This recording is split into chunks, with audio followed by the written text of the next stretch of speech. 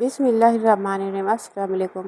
مفتی طارق مسعود صاحب کہتے ہیں کہ ایک تقریب کے دوران مجھے پروفیسر غلام قادر نے ایک ایسا واقعہ سنایا جس نے میری روح کو جھنجھوڑ کے رکھ دیا۔ کہتے ہیں کہ میرے محلے کا ایک لڑکا کینیڈا رہائش پذیر تھا۔ اس کی شادی اس کی ارینج میرج ہوئی تھی۔ بچپن ساتھ گزرا تھا، سو ہم ایک دوسرے کو اچھے سے جانتے تھے۔ اس کی 2 بیٹیاں اور ایک بیٹا ہے۔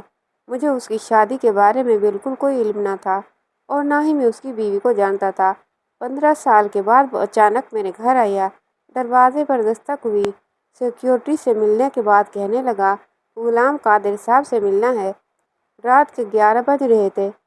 وہ مجھے دیکھتے ہی پہچان گیا، لیکن میں اس کو نہ پہچان سکا۔ خیر جب قربت ہوئی تو پہچان گیا۔ عرفان صاحب، آپ آج اچانک گلے لگایا۔ وہ بالکل بدل چکا تھا۔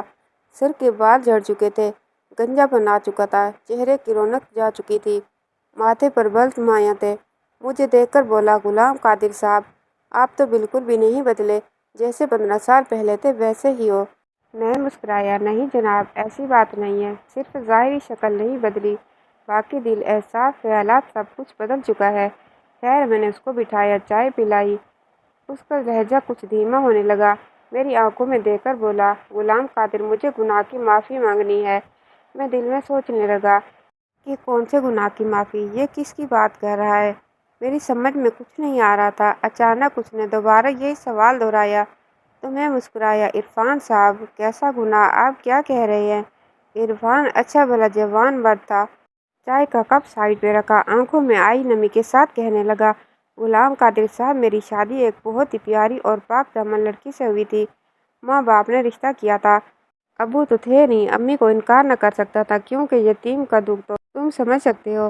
ہماری ماں نے بازاروں میں چنے نمکو پاپڑ بیچے اور مجھے جوان کیا تھا تو انکار نہیں کر سکتا تھا۔ رشتہ ہوا، شادی ہو گئی۔ وہ بہت اچھی شکل و صورت کی مالک تھی، لیکن ہماری سوچ مختلف تھی۔ اکثر اوقات ہمارے گھر میں چھوٹی چھوٹی بات پر نوک جھوک ہو جاتی تھی۔ میں نے اسے لاکھ دفعہ سمجھایا اور اس نے شاید مجھے لے کے ہم دونوں پتہ نہیں کیوں ایک دوسرے کی بات کو سمجھتے نہیں تھے۔ کیونکہ میں کینیڈا میں رہتا تھا اور بھی مزدور دوست میرے ساتھ رہتے تھے، ان کے ساتھ رہتے رہتے مجھے دیگر مضر صحت چیزوں کا استعمال بھی کرنا پڑتا تھا، اسی لیے شراب پینا میرے لیے عام سی بات تھی۔ لیکن میری بیوی کو سگریٹ اور شراب سے سخت نفرت تھی۔ 1 سال کے بعد ہمارے درمیان بہت سے جھگڑے ہونے لگے۔ وقت گزرتا گیا، 2 بیٹیاں اللہ نے دی تھی اور وہ پھر سے حاملہ تھی کہ ہمارا کسی بات پر جھگڑا ہوا۔ وہ اپنی بات پر اڑی رہی اور میں اپنی ضد میں اڑا رہا۔ آخر کار جب دونوں طرف سے کوئی بات سمجھوتے والی نہ ہوئی تو میں غصے اور جلد بازی میں آ کر اسے طلاق دے کر چلا گیا۔ میں واپس نہ پلٹا۔ آج 10 سال گزر گئے ہیں، اسے چھوڑا ہوا ہے، لیکن مجھے اپنے بچوں کی بہت یاد آتی ہے اور جب ان کی یاد مجھ پر حاوی ہوتی ہے تو میں سانس لینا بھی بھول جاتا ہوں۔ مجھے دنیا کی کسی چیز میں سکون نہیں ملتا، حتیٰ کہ پہلے دوستوں میں بیٹھتے ہی رونق آ جایا کرتی تھی، لیکن اب قلب میں ناچ گانا شراب وغیرہ ہو، اس سے بھی ذرا بھر طبیعت میں فرق نہیں پڑتا اور دل بوجھل بوجھل رہتا ہے۔ میں اندر سے بہت ٹوٹ چکا ہوں۔ میں ایسا بد نصیب پیڑ ہوں جو اندر سے بالکل کھوکھلا ہو چکا ہے اور میری جڑیں یعنی میری اولاد مجھ سے بہت دور ہے، جو کہ مجھے سہارا دیتی اور یہ پیڑ دوبارہ سے پھل پھول سکتا اور اپنے بچوں کے لیے ایک گھنا سایہ بن سکتا۔ میرے پاس کروڑوں روپے ہے، جائیداد ہے، لیکن میرا 2 بار بائی پاس ہو چکا ہے۔ شاید اب میرے پاس زیادہ وقت نہیں ہے، نہ جانے کب زندگی دگا دے جائے اور سانسوں کی یہ ڈوری ٹوٹ جائے۔ وہ رو رہا تھا۔ میرا ہاتھ پکڑ کر، غلام قادر، میں اپنی بیوی اور اپنے بچوں کو اپنانا چاہتا ہوں۔ مجھے بہت تیز بخار تھا، مجھ میں ہمت نہ تھی، پھر بھی اٹھا، اس کے کندھے پر ہاتھ رکھا اور اسے حوصلہ و سہارا دیا۔ عرفان، اللہ سب بہتر کرے گا، تم اداس نہ ہو۔ وہ بلک بلا کر رو رہا تھا۔ غلام قادر، میرے بچوں کا کیا قصور تھا؟ بھلا میری انا، میرے غرور نے ان کو نہ جانے کتنے درد دیے ہوں گے۔ میں اپنی بیٹیوں کو سینے سے لگانا چاہتا ہوں، نہ جانے وہ کس سال میں ہوں گی، ان کی زندگی کیسی گزرتی ہوگی۔ غلام قادر، مجھے بیوی بچوں کے پاس لے جانا ہے، میں سب کچھ لوٹا دوں گا۔ میں اٹھا، اسے گلے سے لگایا، اس کے آنسو صاف کیے، اسے حوصلہ دیا اور کہا، سب ٹھیک ہو جائے گا، تم پریشان مت ہو۔ لیکن مجھے ایک بات بتاؤ، تم نے دوسری شادی کیوں نہیں کی جبکہ تم ایک مالدار آدمی بن چکے تھے؟ تم چاہتے تو بے شک 2 شادیاں بھی کر سکتے تھے۔ کہنے لگا، مجھے اس رشتے سے نفرت سی ہو گئی تھی، مجھے کسی عورت کا یوں ساتھ اچھا نہ لگتا تھا، क्योंकि जब भी घर जाते झगड़े शुरू हो जाते, कभी ससुराल वालों के तो कभी मैके वालों के, और इख्तलाफात बढ़ जाते। और मुझे ऐसा लगता था कि मेरी ज़िंदगी से सुकून नाम की हर चीज़ गायब हो जाएगी। लेकिन अब जब से बीमार हुआ, मुझे एहसास होने लगा कि हम सफ़र के बिना ज़िंदगी कुछ नहीं। और बच्चों का आंखों के सामने ना होना, वो गुर्बत भी बड़ी गरीबी है। मैंने उसको तसल्ली दी, क्योंकि मैं खुद बीमार था। उसे घर जाने का कहा, उसे यकीन दिलाया कल उसकी बीवी के पास ज़रूर जाएंगे। लेकिन ये बेचारा बच्चों से भी बढ़कर रो रहा था। उसको रोते देखकर मेरी आंखों में भी आंसू आ गए। अगले दिन फजर की नमाज अदा करके मैं फारिग हुआ। बारिश बहुत हो रही थी। वो भीगा हुआ मेरे दरवाजे पर आ खड़ा हुआ। उसकी आंखें सुर्ख थी और बहुत सूज चुकी थी।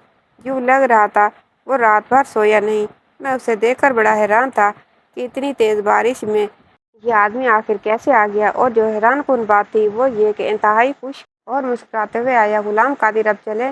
मैंने मुस्कुराते हुए उसको बैठ जाने का कहा। नाश्ता मंगवाया। दोनों ने नाश्ता किया। मुझे कुछ काम था एनजीओ का, वो ख़त्म किया। 9 बज रहे थे। मेरी तरफ देख रहा था, कभी मुझे फिर सूरज को देखता तो कभी घड़ी की जानिब नज़र दौड़ाता। मैं उसकी बेचैनी समझ रहा था। वो अपनी कार लेकर आया था, उसके साथ ही चल दिया। क्योंकि इरफान मेरे बचपन का दोस्त है। मैंने आज तक उसको इतना खुश कभी नहीं देखा कि उसके चेहरे को देखकर ऐसा लग रहा था कि तमाम कायनात की खुशियाँ उसकी झोली में आ चुकी हैं। और वो अपनी खुशी को जाहिर करते हुए बताने लगा, मेरी बड़ी बेटी का नाम शानदे है। मुझे याद है उसकी प्यारी सी आंखें। उसे मैंने गोद में उठाया था। मेरी छोटी बेटी आरज़ू, नन्ही सी कली, उसका रोना हंसना मेरे कानों में है। उसकी आवाज़ कांप रही थी, आंसू बह रहे थे। फिर अचानक उदास लहजे में कहने लगा कि जब से मैं अपने बीवी बच्चों से दूर हुआ हूँ, मैं आज तक किसी की शक्ल नहीं भूला। उनके चेहरे गाहे बगाहे मुख्तलिफ सूरतों में मेरे सामने आते रहते हैं और मुझे तड़पा जाते हैं। फिर मेरे सामने बार बार हाथ जोड़ रहा था, गुलाम कादिर, मुझे मेरे बीवी बच्चों से मिलवा देना, मैं अपनी बीवी को मना लूँगा। मैं सोच में गुम था कि गुस्से में किए फैसले जुदा तो कर देते हैं, लेकिन वक्त के साथ पछतावा भी ज़रूर रहता है। दिल में एक ठेस ज़रूर उठती है। दुनिया का अमीर तरीन इंसान और हर नेमत रखने के बावजूद भी इंसान का आंगन सूना रहता है। उसे वो खुशी मुयस्सर नहीं आती जिसकी उसे तलब होती है, क्योंकि अल्लाह पाक ने इन रिश्तों में इतनी कशिश, इतनी मोहब्बत इसार रखा है कि इनके बगैर ज़िंदगी का खुशी से गुजरना हरगिज़ मुमकिन नहीं। फिर ज़बान पर ये अल्फाज आ जाते हैं कि काश जुदा ना हुए होते। थोड़ा सा झुक जाना क्या ही खूबसूरत अमल है। बातें करते करते वक्त का पता न चला और हम गांव में पहुंचे। उसने अपने ससुराल के घर के सामने गाड़ी रोकी। 10 साल बाद वो वहां लौटा था। ऐसी खुशी के साथ मुझे कहने लगा, गुलाम कादिर, यह मेरी बीवी सजल का घर है। मैं उसकी खुशी देखकर यह अंदाज़ा लगा सकता हूँ कि ऐसा महसूस हो रहा था कि उसे दोबारा से नई ज़िंदगी मिल गई हो, उसके बेजान जिस्म में दोबारा से रूह फूंक दी गई हो। ये एहसासात इंतहाई अनमोल और कीमती थे, जिनसे मैं भी बहुत मुतासिर हुआ। फिर दरवाजे पर दस्तक दी। कुछ लम्हे बाद एक छोटा सा लड़का बाहर आया। हमको देखकर खामोश खड़ा रहा। मैंने कहा, अपने पापा को भेजो। कहने लगा, मेरे पापा नहीं हैं, माँ है। दौड़ता हुआ घर में गया। इतने में एक औरत बाहर आई। वो इरफान को देखते ही पहचान गई थी। तुम यहाँ? वो औरत इरफान की बीवी सजल की भाभी थी। इरफान रोने लगा। भाभी, सजल कहाँ है? भाभी गुस्सा करने लगी। हमने उसे समझाया, भाभी प्लीज़ गुस्सा ना करें। खैर मुख्तसर ये कि भाभी कहने लगी कि सजल के माँ बाप मर चुके हैं। सजल और उसके बच्चों का बोझ हम नहीं उठा सकते थे। वो दूसरे महल्ले में किराए के घर में अकेली रहती है, बच्चों के साथ। ये सुनते ही इरफान दर्द से करा उठा। कहने लगा, मैंने उनको कितने दुख दिए हैं। अगर आज मैं यहाँ आता तो मेरे बीवी बच्चे यहाँ यूँ अकेले न रहते। उनकी आंखों से आंसू ऐसे निकल रहे थे जैसे कोई चश्मा फूट रहा हो। मैंने उसे हौसला दिया और फिर हम दोनों वहाँ चल दिए। वो कच्चे सा मकान, लकड़ी का दरवाज़ा, घर तो बराए नाम था, दस्तक क्या देते। अंदर दाखिल हुए। गोरी चिट्टी सी, बिल्कुल सी एक गुड़िया पुराने कपड़े पहने हुए नलके के पास बर्तन धो रही थी। दूसरी लड़की बगैर पाँव में जूते झाड़ू दे रही थी। इरफान देखते ही अपनी बेटियों को पहचान गया। आंखों में आंसू थे। ज़मीन पर बैठ के रोने लगा। वो इतनी ज़ोर से रो रहा था कि मोहल्ले के लोग जमा हो गए। अपनी बेटियों को इस हाल में देखकर वो तड़प उठा। मेरी शानदे, मेरी आरज़ू, सीने से लगाकर इतना रोया कि हर आंख अश्कबार हो गई। वो बच्चियां नहीं जानती थी कि ये उनका बाबा है। वो बेचारियां डर गई थी। वो नहीं जानती थी कि ये कौन है। मैंने प्यार से पूछा, मामा कहाँ हैं? शानवी ने आहिस्ता से बोली, मामा स्कूल गई हैं। मैंने पूछा, स्कूल क्या करने गई हैं? तो वह इंतहाई मासूम सी आवाज़ में बोली, समोसे बेचने और सफाई करने गई हैं। ये सुनना था कि इरफान के दर्द में मजीद इजाफा हुआ। उसके आंसू की तादाद आसमान में बिखरे हुए तारों से भी ज़्यादा हो गई थी, जिनको संभालना मुश्किल हो गया था। ये कैफियत मैंने अपनी ज़िंदगी में कभी किसी इंसान की नहीं देखी थी। लाचार, बेबस, खुद पे गुस्सा, ज़ुबान पर शिकवा। मैं उसे बड़े ज़ोर से पकड़ने की कोशिश कर रहा था कि किसी तरह से उसको अपने गले से लगा सकूं, लेकिन मैं बेबस रहा और काफ़ी देर बाद उसे चुप कराने में कामयाब हुआ। काफ़ी टाइम गुजर चुका था कि अचानक सजल हाथ में कुछ बर्तन पकड़े हुए आई। पुराने से कपड़े बेचारी के तन पर थे। उसके साथ बुरी हालत में उसका छोटा बेटा था। उस बच्चे ने सिर्फ कमीज़ पहनी हुई थी, शलवार नहीं थी। उसने जैसे इरफान को देखा, वो गुस्से से चिल्लाने लगी, क्या करने आए हो यहाँ? हमारे जख्मों पर नमक छिड़कने आई हो? हमारी गुर्बत, हमारी बेबसी वाली तस्वीर देखने आई हो? चले जाओ यहाँ से। उसकी आवाज़ कांप रही थी। वो अपनी बेटियों को पकड़कर इरफान को कहने लगी, मेरे घर से निकल जाओ। 10 साल बाद क्या करने आई हो? मर गए हो तुम हमारे लिए। उसकी आंखें भीग गई थीं और गांव का काफ़ी ज़्यादा हजूम इकट्ठा हो गया था, लेकिन अक्सर लोगों की आंखें नम थीं। मुझे ऐसे महसूस हो रहा था कि ये गांव वालों के ही बेटे और बेटी हैं। इरफान सजल के कदमों में बैठ गया, पाँव पकड़ लिए। सजल, माफ़ कर दो मुझे, चल मेरे साथ अपने घर। सजल ने इनकार कर दिया। वो किसी सूरत भी वापस नहीं जाना चाहती थी। इरफान रो रहा था। सब लोग देख रहे थे। आगे बढ़ा, सजल के सामने हाथ जोड़े, साइड पे ले गया। सजल को समझाने के लिए उसे बताया, इरफान बीमार है, वो मौत से लड़ रहा है। वो मौत से लड़ रहा है। वो जिंदगी की बाजी हार रहा है। माना उससे गलती हुई थी, माना उसने जुल्म किया, लेकिन ये भी तो देखो, उसे अपनी गलती का एहसास हो गया है। वो किस कदर तड़प रहा है। गांव के चंद बूढ़े बुजुर्ग और बूढ़ी औरतें भी आगे बढ़ी। उन्होंने भी उसे समझाने की कोशिश की। मैंने सजल को कहा, अब उसके चेहरे की जानिब तो देखो ज़रा, वो कितना थक चुका है, वो हार चुका है। जानती हो, वो सारी रात न सोया था, न खाया न पिया। वो सारी रात मेरे घर के बाहर खड़ा रहा कि कल तुमसे मिलेगा, बच्चों से मिलेगा। सजल, देखो वो कितना बेबस है। आज वो अपने जख्मों से चूर चूर है। अगर तुमने भी उसे सहारा न दिया तो ये जीते जी मर जाएगा। मान लिया कि उसने तुम पर ज्यादती की, जुल्म किया, लेकिन आज तुम भी उसके साथ जुल्म और ज्यादती करोगी और तुम में और उसमें कोई फ़र्क नहीं रहेगा। तुम दोनों ही मुजरिम ठहरोगे, दुनिया में भी और आखिरत में भी। खुदारा होश के नाखून लो। आज वो अपनी जिद, अना, सब कुछ हार कर तुम्हारी दहलीज पर चल के आया है। आज से पहले 10 साल पहले उसकी अना ने बेटियों की खुशियाँ छीन ली और तुम्हारी अना बच्चा कच्चा सब कुछ बर्बाद कर देगी। तुम दोनों अपनी जिद में अपने बच्चों को क्यों बिन बांगी मौत दे रहे हो? शायद सजल को एहसास हो गया था। वो तो जैसे न जाने कब से मुंतजिर थी इरफान के आने की।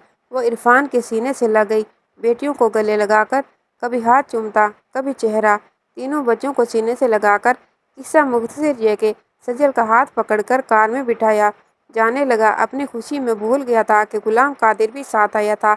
मैं मुस्कुरा रहा था, शुक्र है मेरे अल्लाह, तुमने इनको समझ अता की और एक कर दिया। थोड़ी दूर गई, फिर रुकी, वापस आए। इरफान जल्दी से उतरकर, गुलाम कादिर भाई, मैं आपको भूल गया था। मैंने इरफान के कंधे पर हाथ रखा। इरफान, जाओ, अपने बीवी बच्चों के साथ ज़िंदगी गुजारो। वो लाखों दुआएं दे रहा था। सब बहुत खुश थे। बच्चे बार बार कार को देख रहे थे तो कभी बाबा की तरफ देखते। मुफ्ती तारिक मसूद कहते हैं कि खुदारा गुलाम कादिर की कही हर बात को दिल में बसा लो, ना कि ज़िंदगी सदा है, ना अना बाकी रहेगी। और मेरे तमाम उन दोस्तों से गुजारिश है जो हकीकत में दोस्त कहलाते हैं, एक दूसरे के मुश्किल वक्त में उनका सहारा बनते हैं। हकीकी दोस्त वही होते हैं जिनको अपने दोस्त के हालात का पता हो। ये ना हो कि आप दिन में 4 रोटियां खाते हो और मुर्गा आपके दस्तरखान की जीनत बना हुआ हो, लेकिन आपका दोस्त दाल खाने से भी कासिर है। तो खुदारा, ये दोस्ती नहीं, टाइम पास है। अगर इस दिन गुलाम कादिर कोई बहाना बना लेता या हकीकत में ही उसे कोई काम होता तो वो इरफान के साथ उसके बीवी बच्चों के पास ना आता, उसे हौसला ना देता, तो ये घर दोबारा से कभी भी आबाद ना होता। अपनी मसरूफियात में से अपने दोस्तों के लिए, अपने रिश्तेदारों के लिए, उजड़े हुए घरों के लिए, बिखरे हुए लोगों को संभालने के लिए, टूटे हुए दिलों को जोड़ने के लिए, नाराज़ रिश्तेदारों में सुलह करवाने के लिए टाइम निकालिए। अल्लाह ताला आपकी ज़िंदगी में से, आपके बीवी बच्चों की ज़िंदगी में से बुरा वक्त, परेशानियां, मुसीबतें, आने वाली दुनियावी اخروی عذاب سے آپ کو نجات دے۔ مفتی طارق مسعود بیان کرتے ہیں، کپکپی آواز میں کہتے ہیں کہ تمہارے سامنے ہاتھ جوڑتا ہوں۔ آپ اپنی زندگی میں سینکڑوں، ہزاروں، لاکھوں میں بات نہیں کرتا، لیکن ایک انسان کی زندگی کو ضرور سنواری ہے۔ یہ تھی ہماری آج کی کہانی۔ انشاءاللہ تعالیٰ اگلی کہانی کے ساتھ حاضر ہوں گے۔ اللہ حافظ۔